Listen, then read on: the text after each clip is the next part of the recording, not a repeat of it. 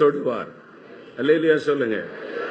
தமிழ்நாட்டில் அரசியல் கட்சி தலைவர் திரு வைகோ அவர்கள் இருக்கிறாங்க.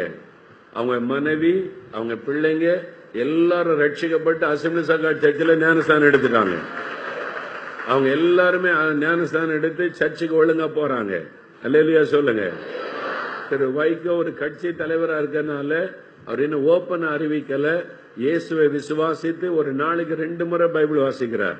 அவர் என்கிட்ட பேசுன பிரதர், நான் காலையிலையும் ராத்திரியும் பைபிள் வாசிப்பேன், தவறாம பைபிள் வாசிக்கிறாரு. நான் எப்படி ஜெபிக்கணும்னு கேட்டார் ஒரு நாள். நான் அவர் சொல்லிக் கொடுத்தேன், எப்படி நீங்க ஆண்டவர்கிட்ட கேட்கணும், எப்படி தேவன் பதில் கொடுப்பார். சரி, நான் அப்படியே ஜெபம் பண்றேன் அப்படின்னு சொல்லி இருக்கிறார். அப்போ இயேசுவை நேசித்து அவர் சொல்லுவதற்கு கீழ்ப்படுகிற ஒரு தலைவர், ஒரு கட்சி தலைவர் நமக்கு இருக்கிறார். அல்லேலூயா சொல்லுங்க. இது மாதிரி எல்லாரையும் ஆண்டவர் தொட வல்லமை உள்ளவராயிருக்கிறார். ஆனால் நம்ம ஜெபிக்கணும். அமெரிக்காவில் அவருடைய மகளும் மருமகன் இருக்காங்க, ஊழியம் செய்யறாங்க. வைகோவுடைய மகளும் மருமகன் அமெரிக்காவில் வேலை சண்டையெல்லாம் ஊழியம் செய்யறாங்க.